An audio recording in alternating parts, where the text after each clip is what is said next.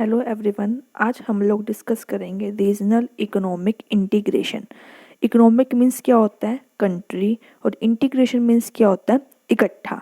सबसे पहले हम करते हैं इसका मीनिंग क्या होता है। रीजनल इकोनॉमिक इंटीग्रेशन मीन्स एक रीजन के अंदर जितनी भी कंट्री होती है उसे रीजनल इकोनॉमिक इंटीग्रेशन कहते हैं, और इससे हम ट्रेड ब्लॉक भी कहते हैं।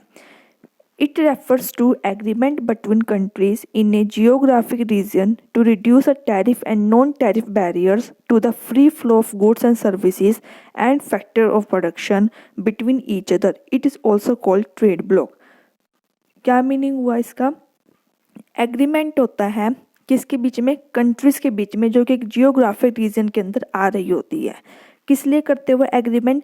ताकि जितने भी टैरिफ और नॉन टैरिफ बैरियर्स वो होता है जिसका इम्पैक्ट प्राइस पर पड़ता है। नॉन टैरिफ बैरियर्स वो होते हैं जिनका इम्पैक्ट क्वांटिटी पर पड़ता है। रिड्यूस करना ताकि फ्री फ्लो हो सके क्या, गुड्स एंड सर्विसेज।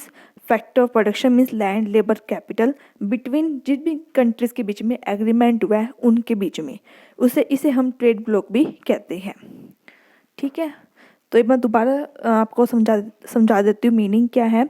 मीनिंग ये है कि एक जियोग्राफिक रीजन के अंदर जितनी भी कंट्रीज आ रही है वो सभी कंट्री आपस में एक एग्रीमेंट कर लेती है ताकि जो जितने भी टैरिफ और नॉन टैरिफ बैरियर्स हैं उसको रिड्यूस कर सके और फ्री फ्लो हो सके किसका, गुड्स एंड सर्विसेज का, फैक्टर ऑफ प्रोडक्शंस का, बिटवीन ईच अदर। इसे हम ट्रेड ब्लॉक्स भी कहते हैं। फिर नेक्स्ट है, इम्पोर्टेंट है लेवल भी कहते हैं, हम डिग्री भी कहते हैं ऑफ इकोनॉमिक इंटीग्रेशन। अच्छा, से पहले हम समझते हैं कि ट्रेड ब्लॉक कैसे, जैसे कि 3 कंट्रीज है, इंडिया है, जापान है, यूएसए है। इन तीनों ने आपस में एग्रीमेंट कर लिया तो ये तीनों क्या होगी, एक ट्रेड ब्लॉक बन गई। किस लिए एग्रीमेंट किया? ताकि जितने भी गुड्स एंड सर्विसेज है उनका फ्री फ्लो हो सके, जितने भी बैरियर्स है उसको रिड्यूस कर सके। तो मेंबरशिप कंट्री कौन सी हुई? Japan, India and USA. इसके बाद सबसे पहला लेवल कौन सा है? PTA means preferential trade agreement. इसका क्या था? इसमें रिड्यूस, जितने भी बैरियर्स है उनको रिड्यूस करना। उसके बाद आया एफटीए की फुल फॉर्म है फ्री ट्रेड एरिया। इसका मतलब है remove the barriers. Next one है CU means custom union, means इसमें रिमूव द बैरियर्स भी है, plus common external policy means जो फॉरेन ट्रेड पॉलिसी है वो सबके लिए क्या होगी, कॉमन।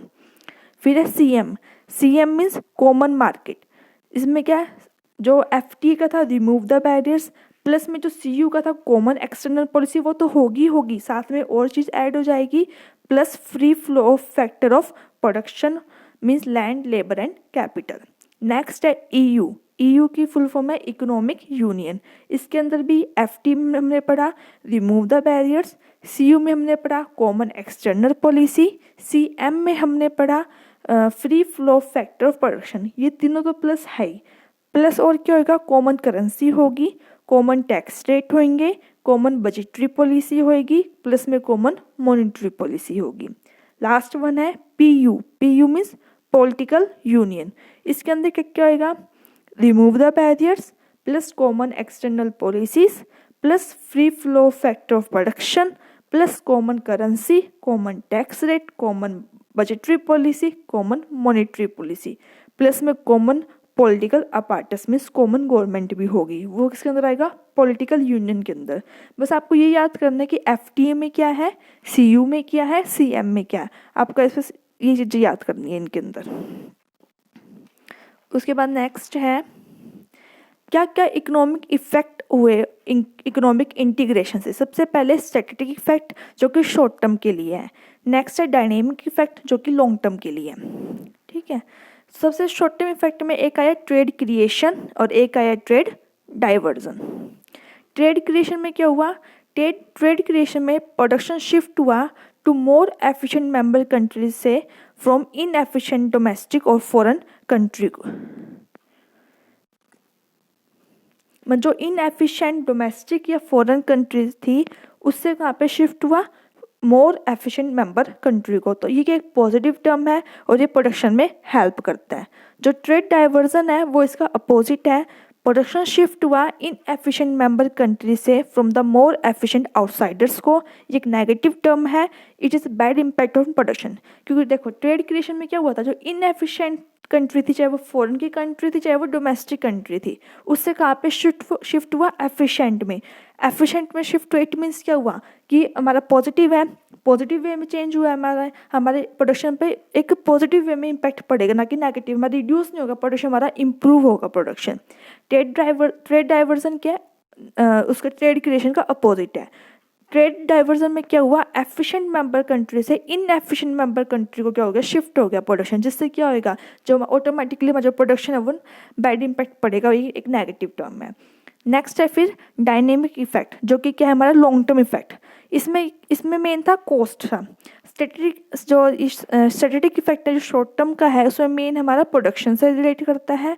डायनेमिक इफेक्ट हमारा कॉस्ट से करता है। तो कॉस्ट कैसे रिडक्शन हो सकती है, cost reduction due to economic of scale से हो सकती है, and cost reduction due to increase the competition से हो सकती है।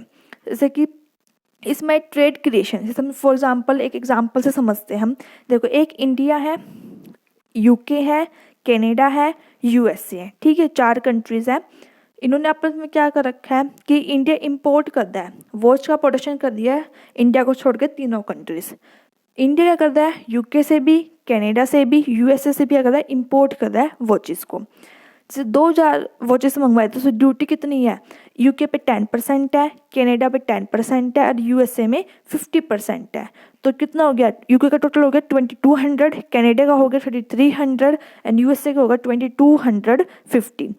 तो इंडिया का गुड रिलेशन किसके साथ है, यूके के साथ भी है, कनाडा के साथ भी है। इसलिए जो ड्यूटी रेट है वो क्या कर रखी है, कम लगा रखी है। और यूएसए के साथ उसका गुड रिलेशन नहीं है, तो क्या इसलिए उन्होंने क्या कर रखा है, जो वो ड्यूटी लगा रखी है वो ज़्यादा लगा रखी है। अगर हम ये देखें, अगर हम इंडिया का रिलेशनशिप अच्छा है यूके एंड कनाडा के साथ, तो ऑटोमेटिकली वो किससे, आप इन तीनों में कंपैरिजन करें कंट्रीज़ का, तो वो ऑटोमेटिकली किससे करेगा, इंपोर्ट यूके से करेगा, क्योंकि सबसे कम यूके का आ रहा है। बट वैसे देखा जाएगा तो इंडिया का यूएसए के साथ भी अगर रिलेशनशिप अच्छा होता तो उस पर भी 10% लगती, और फिर वो कितना होता, 1650 बन जाता उसका।